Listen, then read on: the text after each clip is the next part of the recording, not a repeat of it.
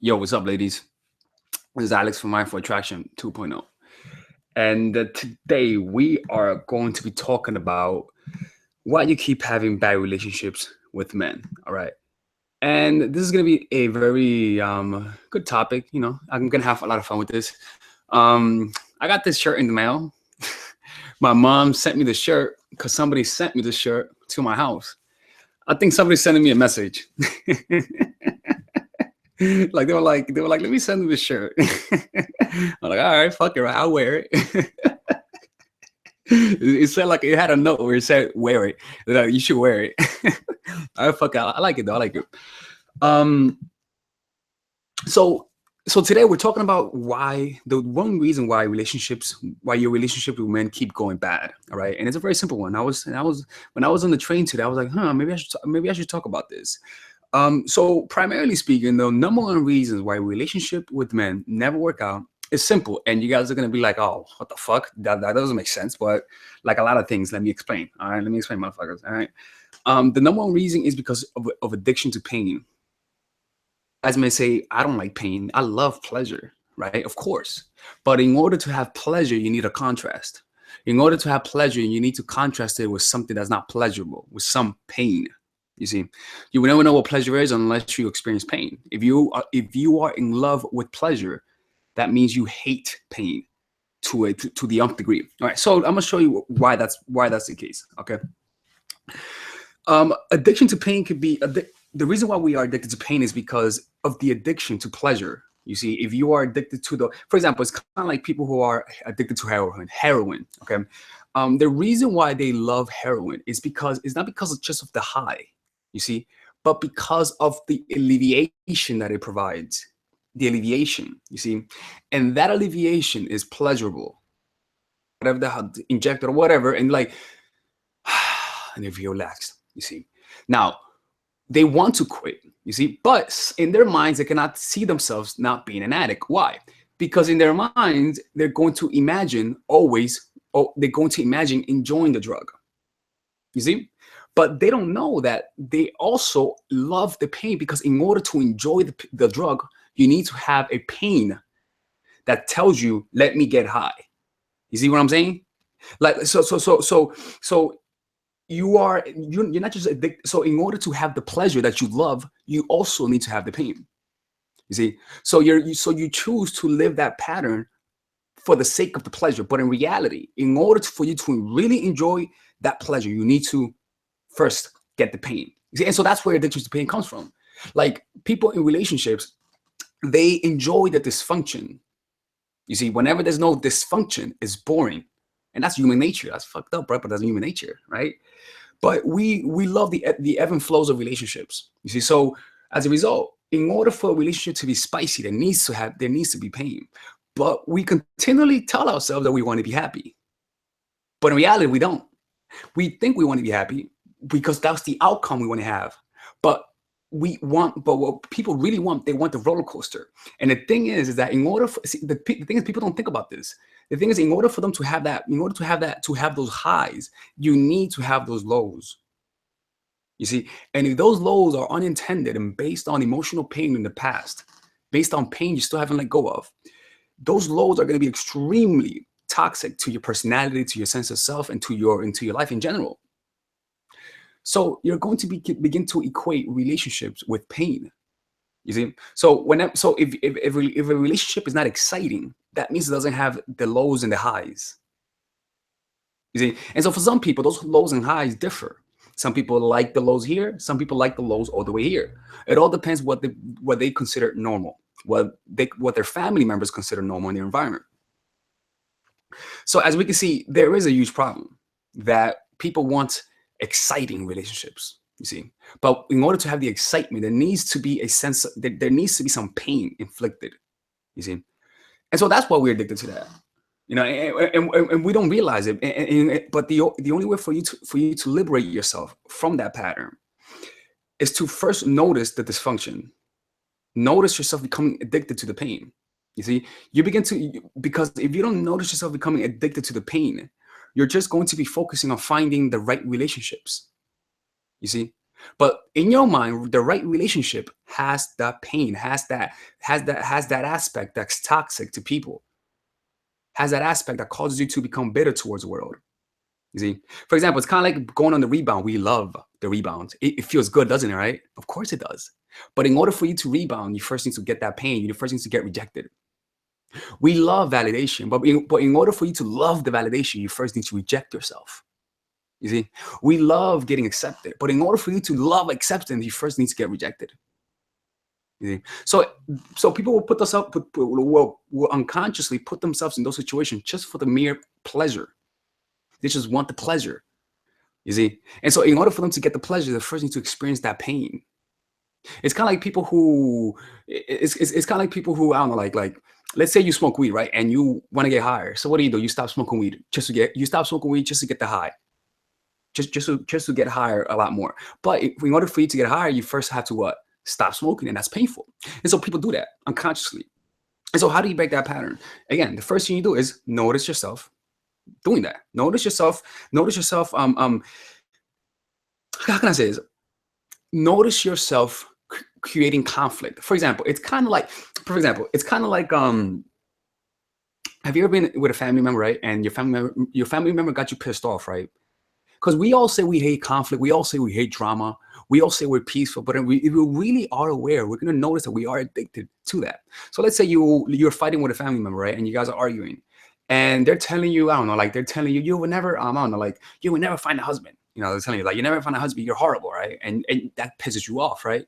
And you have a family member there, and your family member is mediating. And because the conflict's becoming so intense, your family member tells you, you know what, go upstairs and just calm the fuck down. So I could calm your parent down. You go upstairs, right? And you feel that anger. You want to release that anger, right? And you inside of your mind, you say to yourself, if she says one more fucking thing, if he says one more fucking thing, I'm gonna come down there and get him. You see? So as a result, you don't put your headphones on and just listen to music so you could calm down. No. You listen. You're like, let me see if she's gonna say anything. Let me see if this motherfucker's gonna say anything. I'm just waiting. You think you're doing it. You think you're doing it for the resolving the conflict, but you just want the pain to continue. Because you are going to intensify the pain. Arguing doesn't fix things. Arguing just creates more differences. Arguing just creates people who are more makes people more bitter. You see, so that's what tends to happen. That you think you want peace, but you just want the ebb and flow of emotions. You just want to feel this and feel that. But in order for you to feel the pleasure, you need to go through the pain. So you'll notice that you're pissed off, and they're and your family member is mediating with your other family member, saying, you know what, you should calm down. And then you listen to your family member saying, yeah, but she's horrible. And then that hits a nerve. Now you go downstairs and talk. Like, hey, what the fuck are you talking about me, huh? You see, now you're starting the problem again. But your mind will say that you want peace. Your mind will say you're doing it because you want to resolve it. No, because if you really want to resolve it, you're going to let go of your ego and logically think and say, you know what? If I really want to make this work, I got to be quiet. But that part of you, though, you can't see it because the part of you that wants the pleasure is telling you to go downstairs and talk. You see, so that's an explanation as to, do you think we avoid pain? We go to pain if it leads to pleasure. You see, people, I'm reading a question, said, do you think if we avoid pain, we only go through pain if there's pleasure at the end? You see, we only sacrifice part of our lives if we know that our goal or that on the other side of that, there's a goal that's palpable and worth it. You see, so that's the thing. The people are willing to go through that pain because he's a good person. He did this for me, you know, because he's the only person I have. You see, so you're willing to stand that pain that's toxic to you. You see, that's destroying your soul just for the pleasure. Now, I'm reading the 48 Laws of Power, and one of the things it says is that begin making decisions not based on emotion, but on what it will cost you. You see, logic has, let me tell you something, man. Thinking logically is important. Thinking logically is the most important thing you could do. Logic is fucking important. You cannot think with your emotions. That's why when you are in love, you need to always make decisions based on logic and your goals, not based on love. Because when people change, Like you guys done this before, where you love the person, and you change your career, you sacrifice a little bit of your life for him. Suddenly the person doesn't love you and he leaves, and now you say to yourself, what? Oh fuck! I sacrificed everything I had for him. Even worse, I sacrificed part of my life for him. You see? And so then what happens? He leaves and you feel what? Resentful. You see? So that's what I forgot. What was I talking about that? Somebody help. Okay, logically. Okay. So how do you stop thinking logically? How do you think logically? You start thinking logically by first identifying what do you want in a relationship and what won't you accept in a relationship. That's the first thing. Don't wait for the moment when you don't see the bad things in your relationship for you to say, I don't want this, because you're emotional. So any decision you make in that moment is going to be irrational. It's not going to be based on fact. So as a result, chances are you're going to make the wrong decision. You're going to be seeing things through a squinted gaze, through a fog of emotions. You're not going to really see reality, but you're not going to believe it because you're still thinking through your emotions. So what you have to do is literally write down what you value in relationships. Literally write down what you don't want to accept from people. And the thing is that when you write it down, whenever you deviate yourself from those values, don't judge yourself. Simply notice the emotion that propelled you towards that pattern, towards breaking your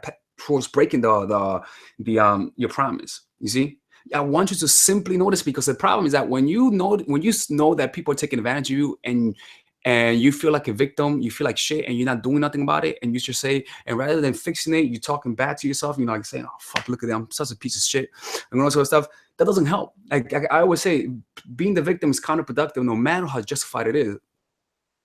So what you have to do then is observe that part of yourself. Observe yourself. Once you judge yourself, and most importantly, have compassion for your body. Realize that your body is trying to learn, because when you have compassion, then you're able to step out of the emotion and just say, oh, okay. Like you're teaching your body, like, you know what, body, it's okay. You fucked up this time. It's cool, man. Don't worry.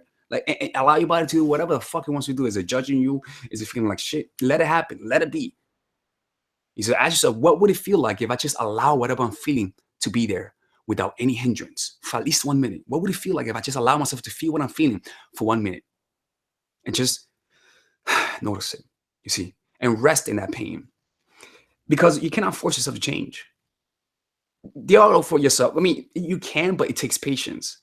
You see, you change through making decisions. That's the first thing. I mean, you do change as soon as you make the decision, but the emotional reaction, your body catching up to your decision takes time. That's perfect. That's fucking perfect right there. I'm gonna write that shit down, man. I'll remember that. That's perfect right there.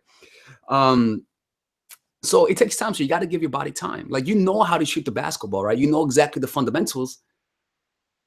At it. So you got to let your body catch up. You see, your body takes time to learn, and your body takes time to forget things. I mean, your body takes time to forget certain habits. You see, so that's what you gotta do. The relationships with men fail mostly because we create drama without even knowing it, and the drama arises from your pain.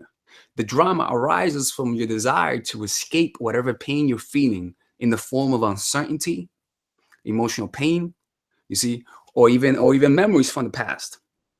Anything that arises from trying to avoid and not feel a certain reality, which is now, which is to say, knowing that he's cheating, knowing this, knowing that you gain weight.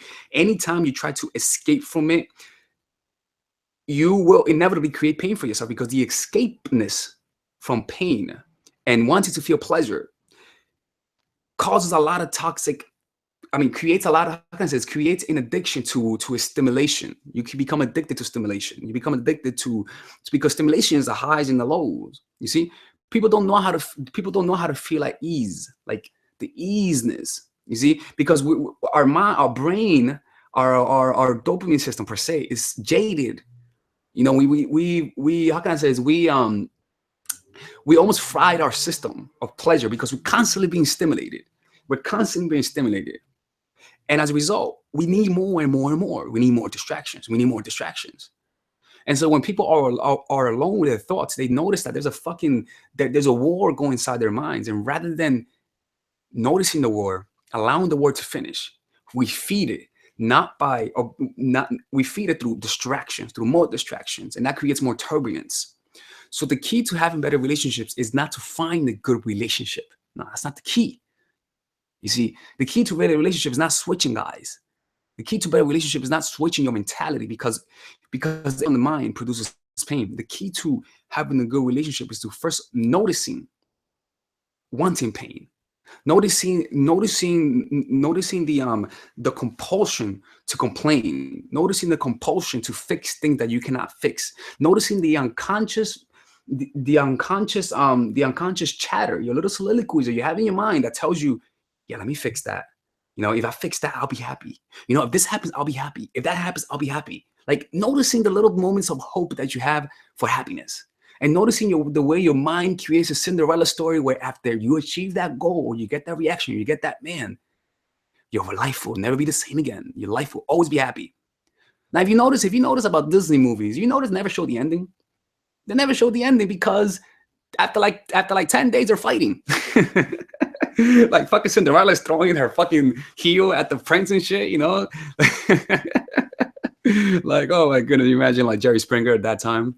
But yeah, that's what happens, man. Like those relationships will not make you happy. The problem, we always externalize our problems. We always say the reason why we're not happy is because of the circumstance, because of this, because of that. Let me tell you something that I noticed is that I said to myself, maybe I'm unhappy because I am living with my parents' house and I have nowhere to go. I'm bored most of the time. I'm like, maybe that's why I was unhappy. And I believed it, right? And mind you, I consider myself someone who's self-aware, and I'm no fucking guru. The only reason why I know all of this is because I'm someone who actually needs to fucking work on myself. I just happen to be teaching you guys this. That's the reason why I know this, right? And the reason why I explain it so well is because I've struggled understanding concepts, and I'm always looking for metaphors. I'm always like, whenever I'm learning about something, I'm always looking for analogies here and there simply to help me understand it. Vicariously, that Nate was going to teach you guys. But when I was living with my mom, right, and I was like, man, I'm not happy here, right? And I was like, maybe if I move back, if I move to New York City, I'll be happier. And I did that, right? Nothing happened. Like I moved here and I was still sad. I was like, interesting. It's put it like this, right? You see this? Look, let me show you this. Right? You see this, right? The little we have a little screen right there, right? See that? Right? What you see there, okay? Let me give you guys a good explanation about this. All right, 1 second. All right, you see, that's the screen, right? And what tends to happen is that sometimes we project movies there. We project movies, right? And that's a perfect analogy to, how can I say this? That's a perfect analogy to our minds and how we blame the circumstance rather than the actual problem. We project movies there, right? The movies might change. The movies changes. You can have a horror movie, right? You can have a horror movie and that horror movie will make you scared, right? You can have a happy movie and that happy movie will make you scared. But everything could change. But with the substance, what's reflecting that is the screen. You see, if you're watching a movie, you might forget that you're not really watching a movie. You might, but you really just watching a screen. But you only notice that you're watching a screen once the movie is shut off. And you're like, oh, wait a minute, that was a screen. It's kind of like you're watching like, for example, you're watching me right now, right? Like on your laptop, right? Or your phone, right? Now, notice that you're just holding a phone, or that you're just holding a laptop. It looks like you're just looking through the screen, but in reality, you're looking at a screen, right? That's what happens when we become when we blame the circumstance. We think that it's in reality the problem is the screen, like the contents, the pixels, but in reality the problem is the screen itself. You see, like it doesn't matter where you are. If the screen is fucked up, if the screen is cracked, whatever movie you show on that screen is going to be perturbed. Yeah, it's going to be fucked up. You see? So that's the thing. That screen I'm here, you see right there, is your consciousness, the awareness, right? And so in reality, it really wasn't the circumstance, which is the horror movie or the happy movie that's projected on it. The problem was that I wasn't recognizing that. In reality, it was that I was identifying more with the content of the screen rather than the screen itself. I became the content that could easily what? Switch off. The movie ends, another movie comes. And a horror movie may come, then the next suddenly a comedy movie may come. Those are very similar to the emotions and the perceptions you have and the experiences. All of those things may change, but the quality of the experience, the quality of how you experience the movie is based on the screen. So, in other words, if you forget that you are that screen, that you are the screen, anything that comes up in the awareness, which is on the screen, you're going to identify. You forget that you're not. You forget that you're watching a movie and you take it for granted. But as soon as you notice that you're just looking at a screen and things are just being projected on it, suddenly you're like, oh, wait a minute, huh? Interesting. It's like nothing really changes. Like I'm still the same. The movies might change, but the screen is still there. The screen never changes. You see? So that was what was happening. The problem was my state of consciousness. Like I wasn't that easy with myself. I was identifying with everything that was going on, like with the content of my life. You see? And that's what happens. We abide on the things that occurs in our lives, but we never forget, we never notice that in every circumstance, we are still there. You see? So if circumstances change and you still feel sad, the problem is not the circumstance, because people who are depressed, it doesn't matter. Okay, it's part of the brain. I accept it. Trust me, it's part of the brain.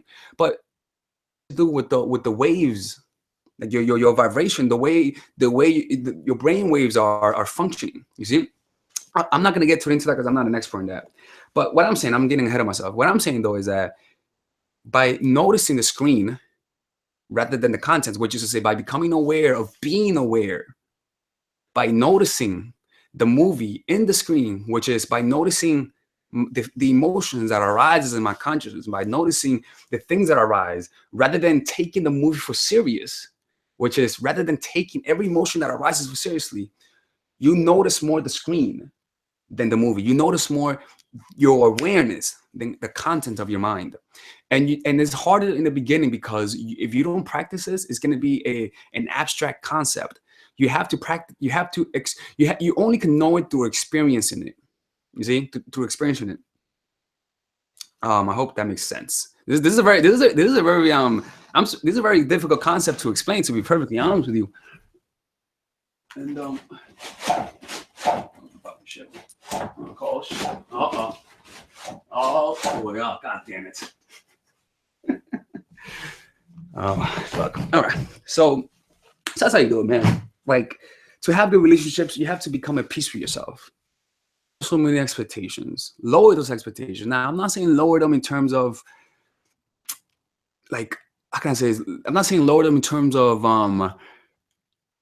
like, if there's some kind of guy that you don't want, to want him because there's not a lot of guys out there. I'm saying lower them in terms of make them realistic. Don't buy into the fantasy that there is a perfect guy out there. Don't buy into the fantasy that they're going to make you happy. Don't buy into the fantasy that fulfillment isn't meant, because how are you going to be fulfilled by someone who's not filled themselves? Men are already fucked up in the head. People are fucked up. How can you find happiness in fucked upness? It's kind of like trying to shower with dirty water. Come on, man, get the fuck out of here, man. You're not gonna get clean. You're gonna get dirty. You're gonna be a dirty girl. No, seriously though, but like, that's what you gotta do, right? Valid. Like, anytime you notice yourself trying to be happy in people, trying to get validation, anytime you notice that you're lying to people just to get a certain impression, notice it. Anytime you, like, I always talk about that, but it is noticing. So again, I'm fucking talking in circles, but that's it, man. Hope that makes sense. Okay, let me look at this. I'm looking through the comments right now. I can't see more. Sometimes some comments, I can't see some comments. People tell me they comment on it, and sometimes I can't see some of your comments. It's weird. Like, sometimes YouTube, because this happened to me with a YouTube channel that I watch often. And he's a buddy of mine, and I'm always commenting on his photos and on his videos. And after a while, he told me that he can't see them no more. I don't know. I guess YouTube does that stuff when you comment too much. They'll like hide them. I don't know. Who knows? Let me see if there's something else that I should have talked about. But yeah, see, most of these videos that I come up with, I usually come up with them when I'm like on the train, or just, like just doing stuff that just come up. Like that analogy that I gave earlier, I just came up with like a couple minutes ago, and I was like, that'll be interesting to talk about. Because the thing is that a lot of the times we need, like, people don't, how can I say this? Again, I'm not the smartest person, and that's why I use so many analogies, because that helps me understand concepts. You see, and coincidentally, analogies are like and metaphors are one of the best ways to help people retain certain concepts. Um, yeah, that's it, man. Let me see. I'm being. Anyways, can you make a book? Can you make a book about your favorite videos, please? I have a book about my favorite videos. You'll see it. Just go to my YouTube channel and search for books. Look, I have a lot of videos. I have a lot of videos. You see, it surprises me that people want to see, like, for people who watch my content or who are new to my content, look around the channel. There's a lot of content, a lot of fucking content. A lot of fucking content. Like there isn't, like, and the thing is that a lot of people ask for specific advice. Specific advice. The thing is that I don't like giving specific advice for a specific situation, because I want you guys to learn how to use this and use your brain and learn how to use the concepts and the fundamentals, so you guys can learn, or else you guys are never going to learn. Like, I'm not doing you any favors by giving you exactly what to do, exactly what to say, because you guys are not using your fucking muscles you guys have up there. And so, yeah, ask specific questions, but first really think and learn how to use the faculties and learn how to use it on your own. That's why I'm very hesitant with who I work with one-on-one. Like, I don't give a lot of one-on-one. I only have a few clients per week, and that only depends on their circumstances, whether or not they need me. And a lot of times I say no, because I tell them, look, this video I have here, this video addresses it. You see, and they get mad when I do that, but I'm like, yo, like if I just want your money, I'll fucking coach you. But I'm in this to help you guys out. I'm in this to help you guys to help you guys understand what you guys really have in your brain. Like, people really don't understand how fucking powerful their brain is. It's kind of like a computer. It's kind of like a computer. You can have the most powerful computer in the world, you see, which is our brain. But if you don't have the software, if you don't have certain software in the brain, be able to use a computer to its full potential. Now, that software is in our perspective is similar to the self-image that we have. For example, the self-image is the image that you have of yourself. Like, when you think of yourself, like when you think of your limitations, we usually have limitations when, for example, like if I tell you, you want to start a company, you want to call me and start a company, right? Depending on how you see yourself, that's how you're going to react. If you see yourself as someone who will never own a company, what are you going to say? Oh, no, I'm not that type of person. If you see yourself as someone who is an entrepreneur, you're going to say, oh yeah, sure, that may excite you. Now, that all depends based on how you see yourself. Now, for example, like, it's kind of like people in the Congos. There's some people in the Congos who were slave for life, generational slaves. And a lot of them choose to be slaves because when they think of themselves not being slave, it doesn't feel right. So even though because slavery is abolished worldwide, so even though if they have the liberty to not be slaves, they still choose to be slaves because that's part of the mentality. That's part of the self-image. So even though they have the liberty, they can fucking walk, they don't. They're comfortable being slaves. Okay? It's kind of weird, right? So that's the same thing, is that's their self-image. That's why they see themselves. And so they're comfortable in that realm. So that self-image dictates to them what they're able to do and what they're not able to do. For example, before I started, a couple years ago, before I even started doing anything, I used to see myself as a worker, social worker, helping people out, right? And anytime somebody told me about running a business or working on my own, I felt fear. I'm like, oh, fuck that shit. I would never do that, right? And so I wouldn't even entertain the thought of being an entrepreneur. So in my mind, because I didn't see myself as an entrepreneur, the filter didn't go through. That didn't go through. You see, I rejected it. My mind rejected anything that doesn't go with my self-image. So it's similar to that. The self-image is what gives you the capability to use certain parts of your brain. So let's say you see yourself as a basketball player. Like a lot of NBA players, they see themselves as what? NBA players. So as a result, what did they see in their minds? They see themselves fucking dunking on people and shit. They see themselves getting like winning the NBA championship. And because of that image, it motivates them to do what? To go work out, to play basketball. You see? So that image they have of themselves makes them feel excited to go play basketball. So that excitement, that energy is laser focused towards whatever skill set they want to achieve. Now, that laser focus of that skill set depends on what the image you have is highlighting. So if you see yourself as a good basketball player, that's a fucking amazing shooter, you're gonna become obsessed with becoming a great shooter. So as a result, you're gonna be more laser focused towards being a good shooter. And the only way for you to do this is to actually systematically see yourself how you want to look like, how you want to be, and see it consistently. In the beginning, you're not going to believe it. Just like everything in life. In the beginning, there's some people you just don't like, but after a while, you like them. Your brain is going to get used to it. Don't worry about it. Worry about visualizing and let the outcome take care of itself. So when you begin to visualize yourself as doing that, what tends to happen is that you're writing a software in this brain, which is a computer that's the most powerful in the world. You're writing a software. Now, as you write a software, you usually have bugs. I used to be a programmer. That you usually have a lot of bugs. Bugs are mistakes in the code. Now, what tends to happen when you have a bug, when you try to run the software, it says bug, bug, bug, right? And so you got to go back to the fucking code, fix it, and then check. Very similar to your goals. You have a software, which is the self-image you have in order to achieve a certain goal, which is to say in the computer, you're writing a certain software in order, let's say, to access the internet, you see? And the browser, the software you're creating doesn't work, so you go back into it. And that's very similar to when you're trying to, so you're writing, you're visualizing yourself and you're seeing yourself as a good basketball player, and then you go play basketball, right? And you're not that good, right? But it doesn't matter what happens, you keep going back to that. What tends to happen is that the more if you just maintain that image despite the outcome, and you keep practicing and learning from your mistakes, your brain has the tendency to make it happen. It feels magical. Like high level performance looks magical. It looks godlike. High level performance looks godlike. That's the power of your fucking brain, man. Your brain has the power to make things look fucking magic. It has the power to, like, if you give it the chance and the resources, which is in this case your focus, a vision, and persistence, and continually learning from the mistakes, your brain is gonna do some crazy motherfucking shit. You see, some crazy shit. You don't even have to trust it. Just make sure to see that, because look, I don't trust myself. I just trust in this fucking brain, man. This thing is amazing. This thing is amazing. If I become obsessed about the right things, it makes anything happen. So this brain that you have, as you're creating the self-image, that's how you create that program. You see, and the more you work on that program, the more bugs you have. In the beginning, you're gonna have a lot of bugs.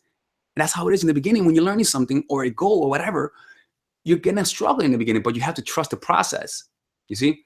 So what tends to happen is that the more you do it, there's gonna get a point where the software is complete, and now suddenly you're able to access the internet because you created that software. You see? And to most people, they're gonna say, "How are you able to access the internet?" I have the internet, which is I have a brain, but I don't know how to do it. How do you access the internet? How do you do that? And you say, "Yo, dude, we both have the same computer. We both have the same internet access. All you gotta do is just program a computer in. Just program a software in there," which is to say, bro, just change your self-image. See yourself as how you want to see. Don't worry about how it's gonna happen. Just become obsessed with that vision. And so what's gonna happen is that slowly but surely, you don't get the program. In this case, you can't just fucking download the program. You gotta fucking code it. You gotta learn how to code, which is you gotta learn how it works. You gotta learn how to program a self-image in your brain. And you know what's crazy? It's simple. It's not like you're learning Java, PHP, C++, none of that shit, man. All you gotta do is visualize yourself achieving a certain goal and becoming obsessed about it. And guess what? You've done it, but you did it for the wrong things. We became obsessed about having a relationship and being happy in a relationship. You see, but the image we had of a relationship is the expectation of a relationship that's in reality is not realistic. What do I mean by that? The expectation that people have in a relationship is they tell us, in order to get the guy, you got to give him a lot of attention. You got to make sure you there for him. You never leave him. You make sure you tell him that you will always be there for him. You see, that expectation, because people are telling us, that expectation causes us to say, okay, what does a good relationship mean? And suddenly, because that's the only thing you know from people who got fucked up relationships, you create that image of you having a relationship where you're the one who's giving the guy attention. And inadvertently, you begin to have relationships where you're chasing and where you're the one that's being hurt emotionally. And so you've done it before, you know, because you wanted it. Every girl dreams having the good relationship, and they work for it. But they just happen to be focusing on just the wrong things. Focus on having the vision of you being in a relationship where you are happy and when the guy's chasing you, and your brain's gonna make it happen. Now back to the brain, all right? So this supercomputer has so much capabilities, so much capability. It's incredible, you see. But you just have to learn how to. You just have to learn how to use it. You see, our brain has so much capability. It's incredible, man. It really is. I'm talking a lot today, man. Let me see what else that was interesting. Another thing I was thinking yesterday is about like consciousness, right? About like unlimited consciousness, unlimited. Now, what's consciousness? Consciousness is just awareness, right? Like, for example, I'm conscious of my hand, right? Conscious of my hand. Now, when people say consciousness is unlimited, what do they mean by that? What the fuck does that mean, right? It means this. It means if somehow you could theoretically grow of time, like if your body could just fucking grow forever, right? If you could just fucking grow forever and never stop growing, it doesn't matter how much you grow, you will always be able to be conscious of any part of your body. Like, your body can grow an infinite amount an infinite amount, and you will still be able to sense your body. That's fucking crazy, right? Right? That's what we're talking about consciousness. Consciousness is unlimited, which is consciousness is not just here, right? Consciousness could expand. If my body grows, it'll keep expanding and expanding, you know. And so that's what they mean by consciousness being unlimited. The thing is that we are not conscious about certain things in our lives. Press certain things, you see. So we cannot really be. So yeah, that's one thing. I wasn't thinking about that. That's not a good formula to throw. That shit, that's still cooking. That shit is still cooking in my head, right? Yeah, like, I mean, a comment, it says, I always give my power away to others as I never stand up for myself. Yeah, I mean, it's not because you don't stand up for yourself. It's because how can I say this? Yeah, you are not standing up for yourself, but there's something deeper going on. It's more about, it's more about wanting to please. You know, we want to please people. We want to make them happy. If we please them, we're happy. So the way we become happy is to make them happy.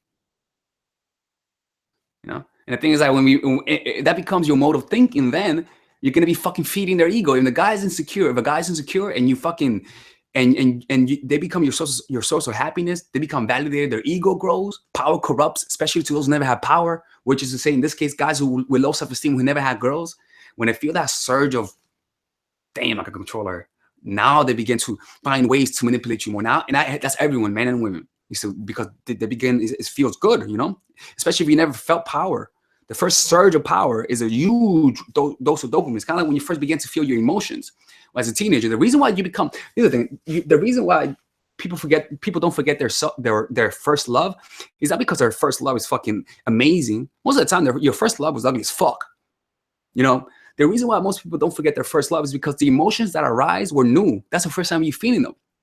So it's almost like any drug, the first time you take it, you remember. Like it's like your brain's like, oh shit, I never felt this before. So it becomes intensified, and coincidentally, depending on the person who you were with, they become your type. They become your type for the rest of your life. So you begin liking, like, for example, if a girl likes the kind of guys who look like me, I'm like, okay, I know I'm like, I know she has some jungle fever, you know. But that's what tends to happen, you know, and you know, stuff like that. Yeah, man, that's it, man, dude. I'm talking a lot today. Anyways, it's Alex from mindfulattraction.org. I hope you guys have a good day. One-on-one coaching, message me on mindfulattraction.org. Actually, I haven't been receiving my messages because I've been a lot of people have been sending me 10s as a message. Like, I was like, what? I'm like, what? I'm like, are my subscribers idiots? I'm like, why are they sending? Like, I'm giving them a question and they're responding to me with a 10. The reason was because in the survey, I had a couple questions, and the last question was from 1 out of 10, how urgent is this matter? And they were putting 10. The thing is that the software, the plugin, wasn't sending me the other parts. So I'm like, I cannot believe my subscribers can't even send me this shit. So a lot of people I didn't respond to, and that's why some of them are fucking pissed off. They're like, well, how you not responding to me? So if you guys are interested in one-on-one coaching, send it again. I fixed it.